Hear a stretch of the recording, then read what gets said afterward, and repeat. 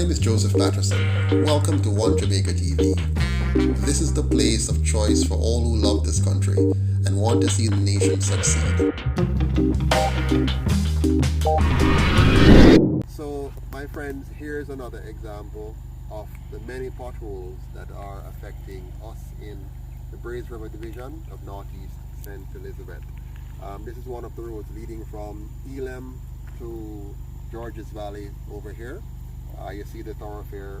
This is what it looks like. In one area, 1, 2, 3, 4, 5, 6 potholes, 7 as the road is eating away.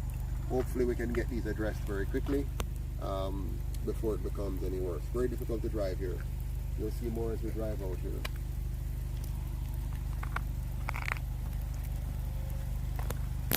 Beside the handshake to vote UIC for a better Jamaica for you and for me. Purpose is a better Jamaica for you and I.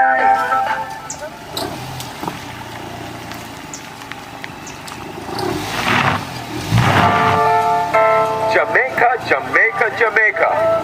You now have a real choice. You can vote UIC with Mr. Joseph.Patterson as the leader who stood up and went to jail for us.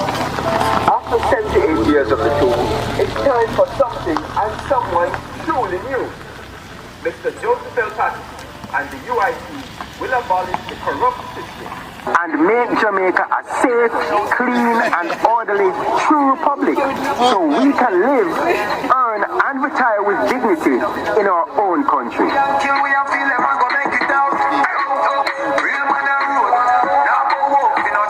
Alright, so we're standing here today with a gentleman that I just met a while ago. Well, I thought I just met. I met him before, but didn't know. But he looked familiar. And I walked up here and shook his hand and I said to him, we met already, you know. And him say, yeah man, we meet right here, so tell me.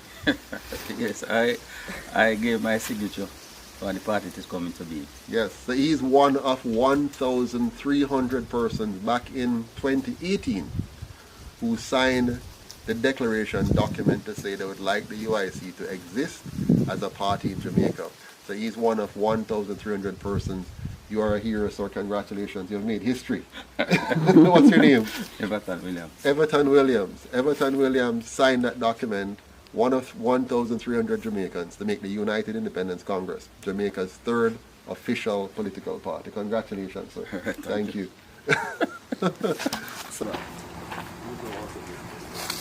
I'll be your foot. You're not taking my foot. Injury, but I figure more or less you won't remember my name, so I put Castor right beside it. Yeah, we're gonna put that. Press no face.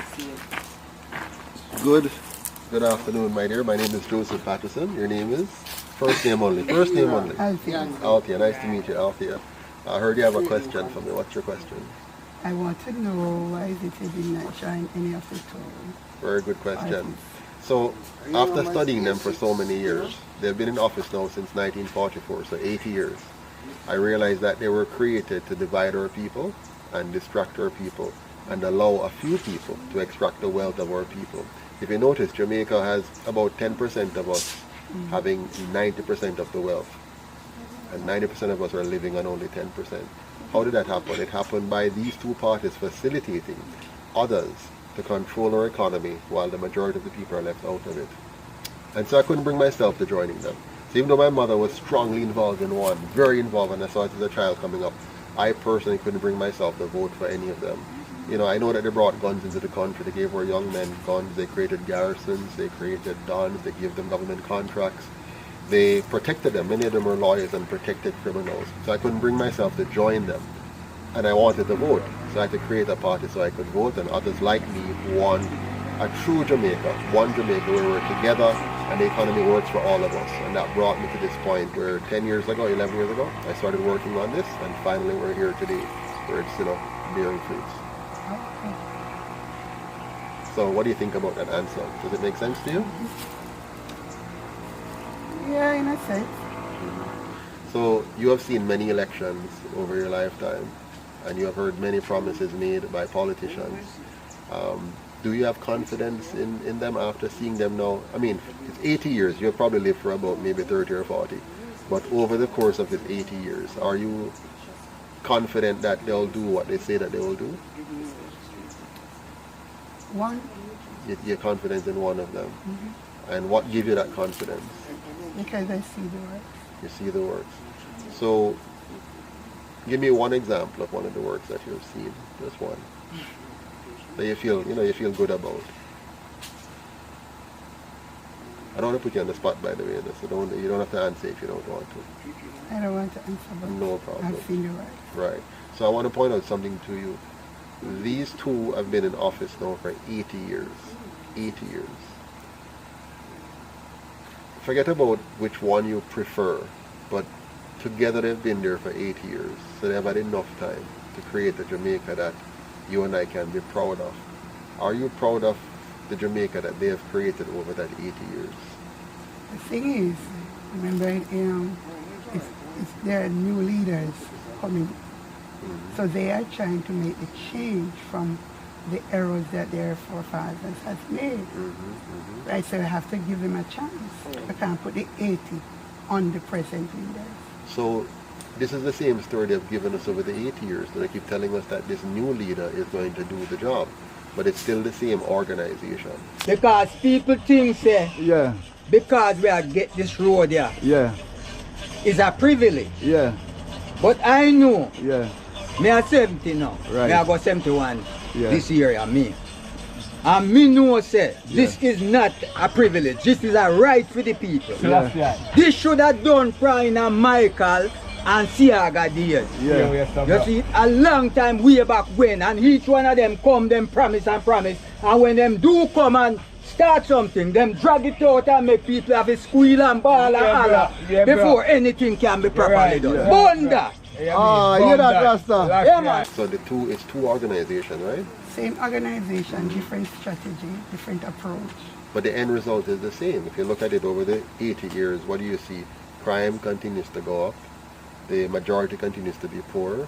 The education system continues to fail the majority of the students. Crime is not just a party problem. No, I'm not saying it is. I'm saying that's why I said both of them. They have had a chance to, because take Singapore, for example. Singapore got independence the same time as us in 1965. We got in 62, they got it 3 years later. They were poorer than us. They lack 90% of the resources that we have, but they're twice our size in terms of population and 1/15 our size in terms of the size of their land. Yet still, in 25 years, they became a first world nation, and after 80 years, we're still trying to figure it out. Their crime rate is 0.25% per 100,000, or is it 45 per 100,000? If you look at the statistics, it just doesn't make sense. So what is your solution for the crime? Wonderful. Seeing Yes. that is not the uneducated that is committing the crime, no. It's committing the crime, no. So my solution is, first you have to understand the source of the crime problem. The source of the crime problem are those who currently run our country. They started it. Prior to them, if you look back at Jamaica's history, prior to the time when they started bringing in guns into the country and giving it to our young men and creating garrison communities and giving dons government contracts, Right. they created the monster. Now, can you trust the fox to guard the hen house? But they are not the leaders today. And the leaders today are trying to turn it from that. Okay. But the problem has escalated where it's not the one that is not educated, the one that doesn't have any job, that is creating the crime. No, the crime is being created by the highly educated The reason why you have students. government, right? The goal of government is to keep us safe. So clearly they can't do it. Whether they're going to blame the baby, the middle-aged, or the old, the educated or the uneducated, the problem is those who we have elected, they have failed to provide security. They have failed to provide the things we need. How are you going to do it? So the bottom line, I can do it, but the bottom line is you have to understand, if you keep giving those who have failed more time to fail, it's not going to get any better. So since you have now history, you have 80 years of one set of people, so you have three options before you. A, don't vote, which means you leave the same problem in place. B, vote for one of the two, which means you get more of the same since they've given you 80 years of data to look at. Or 3, C, you try something different.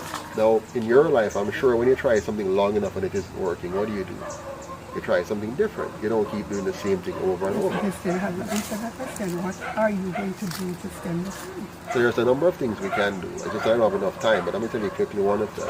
We have a policy that says every child that leaves high school, every single child, if they're not going on to post-secondary studies, they must place them into an internship program where they're fully employed and being paid to learn on-the-job skills so that they can develop the kind of ethics you need for them to be good men and women. That's number 1. Number 2, you have to have a workfare program where every adult who's past the age of being a young person is placed into, if they want government services like in the PATH program or whatever, don't just give their children the money or give them the money. Give them a work and tie that work to what they're given for the children. That's number 2. Number 3, you have to change the police from a force to a police service, where the police become a part of your social work program in the communities. So the parents know them, the children know them, they grow up with them, they're a part of their lives.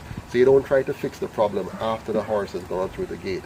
You get the police to be a part of this community. Know the family, meet with the family, work with the family, and build a rapport between authority and the children. Go to the school, be a part. So you have the school, the home, the church, the police as one social work unit with the parents to give our children a better chance to succeed. Those are just a few. There are others. One of the biggest problems we have in Jamaica is that the regulations are designed to stifle small business and stifle the small man while it protects the big man and the big businesses. That has killed Jamaica over the years. We have to reverse that. We have to have laws and policies that give the small man greater access to financial capital, easier time to build and grow his business, to start and grow his business, more access to after-school training, meaning you leave school now, you leave college, but you need to absolutely have somewhere that is actually training you to be an effective entrepreneur. And that's what I'll do, in short. You own your own house right now. Mr. Own your own house. Alright, you're all lying. Not one of you own your house in this building. Because as long as you have that property, you must pay property tax. Which means you're renting your land. So the UIC, when you elect us, we're going to abolish property tax. Because your land must be yours. Your house must be yours. That's number 1. Number 2, we're going to give you who don't have any land. Let me see who don't have any land. Alright. So when you're elected, we're going to give you back the land that was stolen from your forefathers. Because I feel that. Hold on. This lady said those are, which politician has ever told you that you own this land? None. Hold on, listen to me. Which politician has ever told you that they going to abolish property tax? None. You know why? Because all the politicians you have been elected for 80 years have a vested interest in keeping you ignorant and poor. Because come February 22nd, when you go to vote, you know what they want? Most of you here, my people don't vote. It's most of the poor people who go and vote. And they're going to go there in my community in Bow, Breeze River. They're going to go there and buy them like they do right now and give them $5,000 and $6,000 and get them to vote so they can keep the system in place. Well, me I tell you, so we want to change that system. Yes. And if you want your land, and if you want to own your land, you're going to have to do something about it, and that's why I'm here. That's what it is. How do we know that you're not going to do it? Wonderful, great question. How you know Sabina will receive? Very simple. If I wanted to thief your money, hold on. If I wanted to thief your money, all I had to do was to join the game here to deal with you. Why waste my time? Why waste my time and energy? You all know that third party is hard to win, right? It's hard to win. So if I wanted the easy way to thief your money, I just join one of them. Why waste time, fall party, argue with them right now in court? They locked me up the other day because I led 500 people to march against Parliament. You remember that? They locked me up. I'm still in court right now. On June 11th, you know how much money it cost me? So far, I've spent 20 million on this exercise. 20 million and me trying to help you and me to free this country. So on June 11th, I am back in the Supreme Court where I am going to be saying that your right to your life, to your liberty, and your property must be 100% protected. And this constitution we have is a fraudulent one and we must get rid of it. That's my position in court on the 10th and 11th of June. Yes. No, absolutely. We all have to declare our funds. UIC, our records are audited every year and declared. But it's not the declaration of the problem. It's not the declaration of funds that you must worry about. It's the source of funds you must worry about. Let me explain to you. You may not know this, but I hope you do. You may not know this. But both parties are funded almost equally by one body in Jamaica, the PSOJ oligarchy. Which means, when they vote PNP and PNP, you're always voting for the PSOJ. The PSOJ gave them $330 million in the last election. In this election, they'll give them more than $400 million. So that they can fool you and continue to own those two parties and own you. The PSOJ don't care which one you vote for, because it's just a game. 1 second, it's a game. So what I want you to think that you have the illusion of choice. So you're choosing your orange or you're choosing your green, but what you're choosing is the PSOJ every single time. Yes, ma'am. How do you have to deal with monster of crime? Very good question. You want to know how we're going to manage crime? Let me tell you something. The origin of crime in Jamaica are the two parties you vote for. They were the ones who gave our young men and women jobs. They were the ones who created the garrison communities. They were the ones who paid the dollars and gave them money from your taxpayer money for road contracts and building contracts. So, as long as you're voting for these two parties, you're voting for crime to continue. Because the people who create the crime problem can't solve it without implicating themselves. So you must vote for a party that is not aligned with criminals if you want us to fix it. That's the first fix of crime. Vote them out and give a party without a connection. Yes? Alright, you mentioned something about the PSOJ. I've done some research on PSOJ. What you and your party get their influence on the system itself. Very good. So that we can see that, alright, hey, this is the direction we're going and this is our full direction. You're going to love my answer. Now, I am not a peck politician. I am not here to tell you nice sounding things or foolish. We have spent the time, the UIC, we have spent the time studying the system and how we need to fix it. I'll give you one example. There are many, we have worked on the full system. If you look at my website, you see new system, new leadership, new Jamaica. I'm going to give you one example that solves the problem you identified. We call it a 100% publicly funded campaign financing system. This is where every candidate, no matter where you come from, who passes it on, you get the same access to radio, television, newspaper, internet, town hall, and debates. You follow me? So now, you're not getting any money from the PSOJ or any money from the black market Batman money, because it's now illegal to take funding from anyone because it's 100% publicly funded. This means your representative will now represent you. And don't have to worry about the party anymore, because the party can't control him now with the money they get from anybody. So our system, and I'm briefing it and I'm making it free, there's more to it, right? So our system requires that the candidate must meet certain minimum, second year teacher. In our system, a politician must be as informed and educated and qualified to serve. That's what you are qualified to serve as teacher. You follow me? So no more pick politician. You're now qualified and competent. You have to go through a course. And when they pass the course and they're vetted for their background and all of that, now they can run. So in our system, we fully, I should time up to them, you're running fast enough. One more question. One more, right? Go ahead. Alright. You said about vetted and serve as politician. Yeah. This is different parties or one student at a time, please. One at a time. Go ahead. Yeah, I'm wondering though, how much faith can be put in that vetting system then to ensure that, alright, if the say we're coming back to the declaration of funding. So now my time is up. So I'm going to summarize. My time is up. But you're asking a very good question. So what I want you to do is get my number. Everybody write my number down. 487. 487. Got it. 487. 487-8056. 487. 487. No. 487-8056.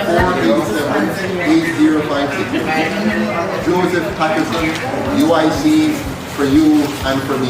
Have a wonderful day. Take care. Take care. One love, one love, one love. One love, one Jamaica. One heart, One heart. one Jamaica. All right? One destiny. Right, that's right there. Together. Stronger together for real.